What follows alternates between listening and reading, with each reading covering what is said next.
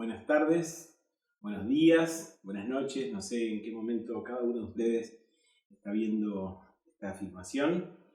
Este domingo seguiremos entonces con nuestras reuniones cada uno en casa, ¿sí? Porque estamos todavía con las restricciones del gobierno, pero esperamos que cada uno pueda encontrar ese tiempo de encuentro real, útil con el Señor. Estos jueves estamos teniendo las reuniones presenciales con unos breves estudios bíblicos que estamos tocando, que esperemos que sean de bendición para todos los que puedan estar, están invitados. Hace unos domingos atrás habíamos comenzado a leer de manera como muy prolija y entendiendo parte por parte la carta de Santiago. Habíamos contado acerca de que es la primera carta que se escribió para las iglesias, es la más antigua de todas las cartas del Nuevo Testamento, y tenemos mucho que aprender acerca de esta. El lenguaje de Santiago es un lenguaje bastante crudo. Alguno podría decir como que está parado en algún prejuicio también, pero yo creo que no era así. Pero bueno, vamos a leer ahora el capítulo 2. Vamos a ver qué podemos aprender de este capítulo tan especial como todos los otros, ¿no? De la epístola de Santiago. Vamos a buscar entonces, en el capítulo 2 vamos a leer a partir del versículo 1. Y fíjense cómo sin rodeos habla de algunas cosas Santiago. Dice: hermanos míos, la fe que tienen en nuestro Señor, en nuestro glorioso Señor Jesucristo, no debe dar lugar a favoritismos. Esta sería la palabra clave de esta primera parte de la epístola, de esta primera parte del segundo capítulo de la epístola. Supongamos que en el lugar donde se reúnen entra un hombre con un anillo de oro y ropa elegante, y entra también un pobre desarrapado. Si atienden bien al que lleva ropa elegante y le dicen: siéntese usted aquí, en este lugar cómodo, pero al pobre le dicen: quédate ahí de pie, o siéntate en el suelo, ¿acaso no hacen discriminación entre ustedes, juzgando con malas intenciones? En esta primera parte, el apóstol Santiago es muy claro respecto a que no debiera haber ningún favoritismo, ninguna diferenciación entre categorías de personas en la iglesia. Esto no diría que no ocurre, o sí ocurre. Quisiera creer que en nuestra congregación no ocurre. Si alguno ve que se hace algo por el estilo, he invitado a mencionarlo y a decirlo con ánimo de ayudar, ¿no? De bendecir, no de juzgar o criticar, pero sí, si ocurriera, estaría bueno que cada uno pudiera sentir libertad de mencionarlo, porque no es de acuerdo al corazón de Dios. Dice acá Santiago y dice el Señor que no podemos elegir o diferenciar, categorizar a personas por encima de otras, ya que Dios en realidad nos ve a todos sin importar nuestra ropa, nuestro currículum, nuestra posición social, nuestro sueldo. Sin importar nada de todo eso, Dios nos ve a todos como pecadores. Y a pecadores necesitados, ¿sí? Y si hemos creído en Jesús, entonces ya somos pecadores necesitados, pero salvados y cubiertos por la sangre de Jesús. Así es como nos ve Dios, más allá de cualquier otra cuestión que se nos pueda adosar. Él nos ve a todos entonces como hijos en el caso de que lo seamos. Y en el caso de que no lo seamos, a todos nos ve como necesitados, sin importar si estamos mejor económicamente o no, si tenemos un estatus social, un reconocimiento más grande que otro. El primer versículo lo enuncia clarito, no hay que hacer diferenciación entre ninguna persona. Y después en los siguientes versículos da un ejemplo, como si una persona, no sé, si entrara de golpe a la iglesia el intendente o alguien, qué sé yo, alguien muy adinerado, no conozco muchos, pero bueno, si entrara alguno así, ¿no es cierto? ¿Qué haríamos nosotros? Después en el versículo 5 viene a reafirmar un poco lo que había dicho en el capítulo 1, versículo 9. Dice: escuchen, mis queridos hermanos, ¿no ha escogido Dios a los que son pobres según el mundo para que sean ricos en la fe y hereden el reino que prometió a quienes lo aman? Pero ustedes han menospreciado al pobre. O sea, se ve que había una situación así en algunas iglesias y él estaba queriendo destacar esto. Eso está mal, hermanos. No podemos menospreciar a unas personas en desmedro de otras, ¿sí? pero ustedes han menospreciado al pobre. Y después hace una especie de alegato contra los ricos. Pero si recordamos lo que habíamos leído en el capítulo 1, que ahora lo vamos a mencionar porque no todos quizás escucharon esta palabra, lo vamos a entender. Dice, pero ustedes han menospreciado al pobre. ¿No son los ricos quienes los explotan a ustedes y los arrastran ante los tribunales? ¿No son ellos los que blasfeman el buen nombre de aquel a quien ustedes pertenecen? Pareciera como que está hablando en contra de los ricos, ¿no? Se ve que habían hecho alguna cuestión así, de preferencia sobre los ricos. Pero fíjense que en el capítulo anterior habíamos leído, si no recuerdo mal, en el versículo 9, dice, el hermano de condición humilde debe sentirse orgulloso de su alta dignidad y el rico de su humilde condición. O sea, fíjense cómo Santiago hace como una balanza, ¿no es cierto? Equilibra las cosas. El rico, el que tiene mejor poder adquisitivo, tiene que estar orgulloso de su humilde condición, de decir no soy nada, yo si tengo algo es por Dios. Y el que es pobre económicamente hablando, se ve levantado, ¿no es cierto? Como dice acá, dice, el hermano de humilde condición debe sentirse orgulloso de su alta dignidad, orgulloso de que sin importarle a Dios si yo era socialmente importante o no, Él me levantó y me dijo sos mi hijo. ¿Sí?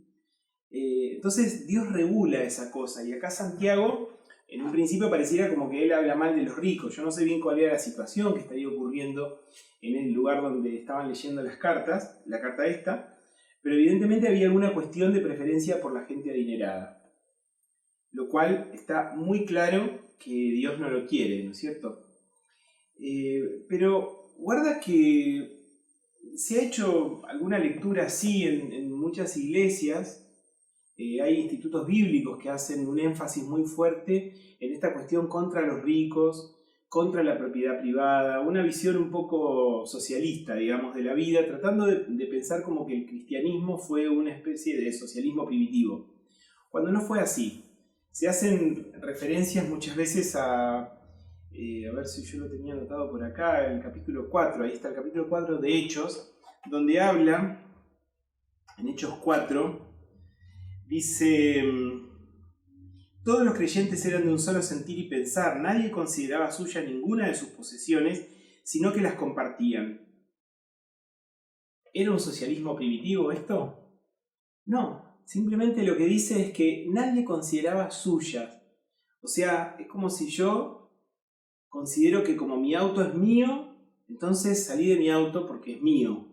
No, yo tengo un auto, sí, pero lo tengo para compartir, lo tengo para servir a Dios, lo tengo para servir al reino, lo tengo para servir a personas que no sean cristianas.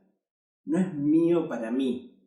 Esto es lo que hace énfasis la palabra, ¿sí? Entonces tenemos que tener cuidado con esto. La Biblia no es un socialismo incipiente. Jesús no era socialista. Jesús era Jesús y veía las cosas como las ve Dios. Y estaba más allá de lo que son las posesiones terrenales y más allá de lo que alguno pudiera pensar como yo tengo esto, soy más importante que otro.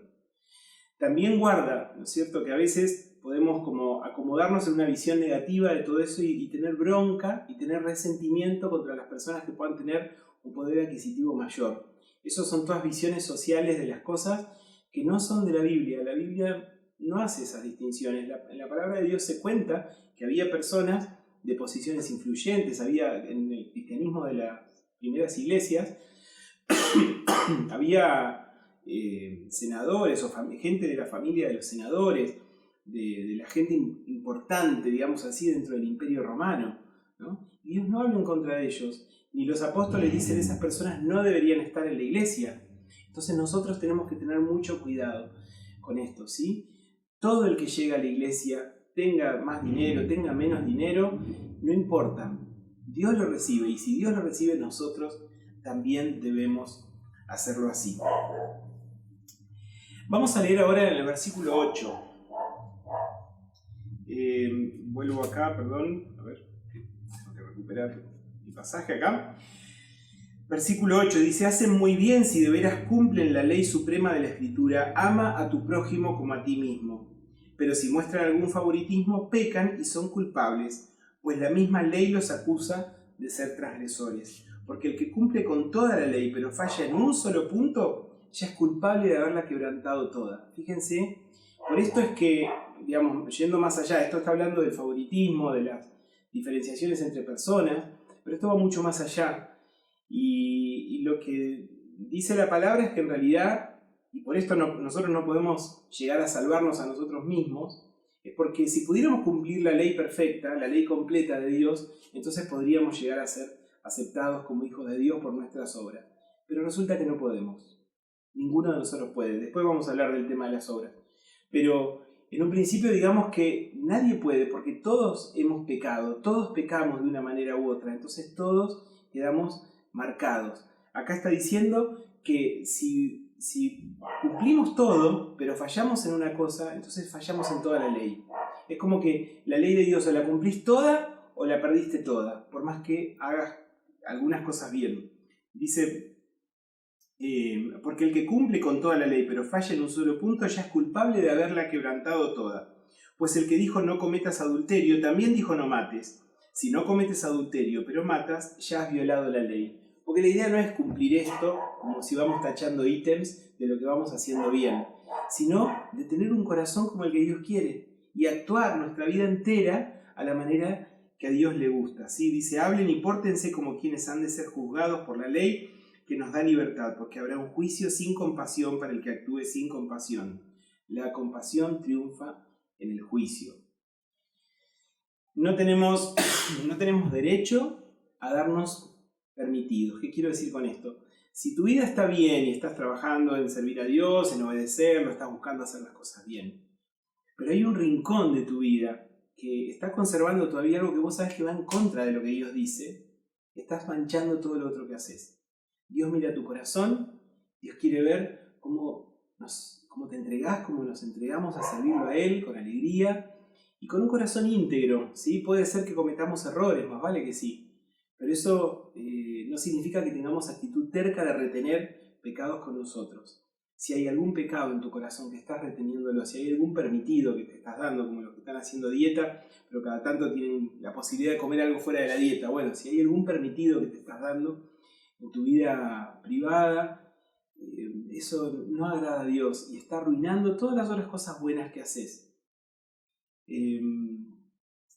Había algo más que yo quería decir con respecto a esto. A veces hay personas que hacen cosas bien, ¿no es cierto? Y se comportan y se esfuerzan en hacer cosas bien. Y hacen cosas que están mal, ¿sí? Porque todos hacemos cosas que están mal. Entonces piensan como que, bueno, si alguien dijera, pero esto está mal, bueno, pero ¿y todo esto que está bien? ¿Por qué me señalás lo que está mal y no mirás lo que está bien? Bueno, es por esto. Es por esta enseñanza de la palabra, ¿sí? El hecho de que hagamos un montón de cosas bien, si hay algo en lo que estamos reteniendo, una actitud o un pecado o algo que está mal, y lo hacemos de manera terca, cabezona, cabezadura, ¿sí? Eso está arruinando todo lo otro bueno que estamos haciendo. Así lo ve Dios, porque Dios es un Dios santo, en todo. Y Él dice, sean santos en toda su manera de vivir, ¿sí? No en algunos pedacitos y los otros lo van piloteando. Bueno, seguimos un poquito adelante. Versículo 14. Acá aparece una dicotomía, no sé cómo se dice, una situación que es largamente discutida en el Evangelio, en la vida de los evangélicos y en la vida de la iglesia en general. Lo que dice acá pone la fe y las obras. ¿Qué quiere decir esto? En algún momento alguno pensó, y hasta hoy hay muchas personas que piensan, que pueden llegar a ser aceptados por Dios por sus buenas obras, por su buen corazón, por sus buenas palabras, por sus buenas actitudes, por sus cosas generosas y todo esto. Sin embargo, la Biblia es muy clara de que las obras no alcanzan, sino que la fe va primero. Y acá pareciera como que por un momento da vuelta ese orden. Pero entiéndase que la Biblia no contradice cosas, ¿sí? La palabra de Dios no contradice. Entonces tenemos que leer esto a la luz de lo otro. Dice la palabra de Dios que el justo por la fe vivirá. O sea, vamos a ser considerados justos por nuestra fe. Abraham fue considerado justo por su fe, ¿sí? Entonces, la fe es lo que nos abre la puerta de la salvación y de la relación con Dios. Las obras que hacen, las obras son la consecuencia natural. Ahora vamos a leer este pasaje. Versículo 14 dice: hermanos míos, ¿de qué le sirve a uno alegar que tiene fe si no tiene obras? Acá está, ¿vieron esa doble cosa? ¿Acaso podrá salvarlo esa fe? Supongamos que... guarda, acá, ¿la fe salva? Sí, la fe salva. ¿Una fe sin obras salva? Vamos a ver. Supongamos que un hermano o una hermana no tienen con qué vestirse y carecen del alimento diario, y uno de ustedes le dice: que les vaya bien, abríguense y coman hasta saciarse, pero no les da lo necesario para el cuerpo. ¿De qué servirá eso? Así también la fe por sí sola, si no tiene obras, está muerta. Bien categórico. Sin embargo, alguien dirá: tú tienes fe y yo tengo obras, como si pudiéramos contraponer esas dos cosas. Pues bien, muéstrame tu fe sin las obras y yo te mostraré la fe por mis obras. Acá está la clave. Yo te muestro la fe que tengo yo por mis obras. Mis obras dan testimonio de la fe que digo tener, de la relación con Dios que digo tener, de la comprensión de Dios y el conocimiento que digo tener. ¿Tú crees que hay un solo Dios? Magnífico. También los demonios lo creen y tiemblan. Pero qué tonto eres. ¿Quieres convencerte de que la fe sin obras es estéril? ¿Quieres convencerte, sí, de que la fe sin obras es estéril? ¿No fue declarado justo nuestro padre Abraham por lo que hizo cuando ofreció sobre el altar a su hijo Isaac? ¿Ya lo ves? Su fe y sus obras actuaban conjuntamente, y su fe llegó a la perfección por las obras que hizo. Así se cumplió la escritura que dice: le creyó Abraham a Dios, y esto se le tomó en cuenta como justicia, y fue llamado amigo de Dios. Como pueden ver, a una persona se le declara justa por las obras y no solo por la fe. De igual manera, no fue declarada justa por las obras aún la prostituta Rahab cuando hospedó a los espías y les ayudó a huir por otro camino. Está hablando de la época de la toma de Jericó. Pues como el cuerpo sin el espíritu está muerto, así la fe sin obras está muerta. Entonces, ¿qué estamos diciendo? ¿Tenemos que hacer obras para validar la fe? Sale solo, hermanos. Cuando conocemos a Dios y dejamos que Él trabaje en nuestro corazón, las obras brotan, salen, porque empezamos a tener un corazón como el de Jesús. Entonces, Jesús no tenía que esforzarse para hacer buenas obras. Salía, le nacía del corazón. ¿Pero por qué? Porque tenía un corazón que estaba vinculado 100% con el Padre, y el Espíritu Santo estaba morando en él. Y él actuaba juntamente con el Padre y con el Espíritu Santo. Entonces, era natural en él hacer cosas, ¿sí? Entonces, en nosotros debiera ser igual de natural hacer obras para servir a Dios y servir a las personas, porque fíjense los ejemplos que pone. Habla, bueno, en el caso de Abraham fue la cuestión de Isaac, ¿no es cierto? Pero en el caso de Rahab fue a salvar personas. Está bien, pero estaba puesta la mirada en esa fe que ella tenía, empezaba a tener en ese Dios a quien apenas conocía, ¿no? Nosotros que conocemos más a Dios, podemos actuar y podemos hacer cosas por amor a Él.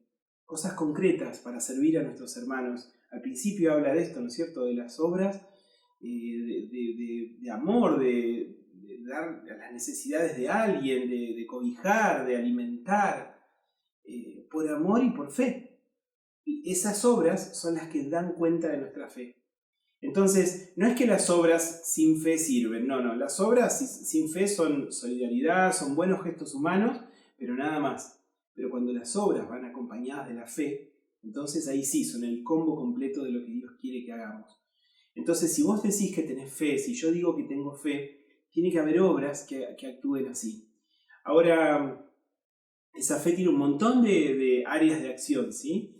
Muchos dirán: bueno, yo hago buenas obras acá, yo ayudo a mis hijos en la escuela, me esfuerzo por mi familia, me rompo el alma por mi familia, ¿sí? Yo te quiero animar a que puedas mirar un poquito más allá, porque dice la palabra de Dios en Mateo 5, a ver si lo encuentro muy rápido, dice: hagan brillar su luz delante de todos, para que ellos puedan ver las buenas obras de ustedes y alaben al Padre que está en el cielo. Nuestras buenas obras, cuando están hechas realmente por fe, brillan y ponen en contacto a Dios con las personas y a las personas con Dios. Entonces, que tu campo de acción y tu campo de servicio pueda salir también de tu casa y puedas afectar y bendecir a muchas otras personas. No te conformes solamente con tu área más chiquita, que es imprescindible, no podemos andar haciendo bien a todo el mundo y en casa somos un desastre. No. Primero casa, está bien. Pero eso después se debe ampliar a otras áreas donde podemos bendecir, donde podemos servir, donde podemos mostrar que tenemos un Dios que ama a las personas, ¿sí? Así que espero que esta palabra les haya servido. Vamos a orar, ¿sí? Padre, te damos muchas gracias porque vos nos enseñás, oh Dios, a tener un corazón como el tuyo, un corazón que no hace diferencias entre personas, un corazón que ama de veras, que ama al fondo. Señor, gracias porque no miraste otras cosas cuando me elegiste a mí, Señor. Solo viste un corazón, una vida necesitada y me llamaste, Señor. Muchas gracias. Señor, así quiero ser yo, generoso también.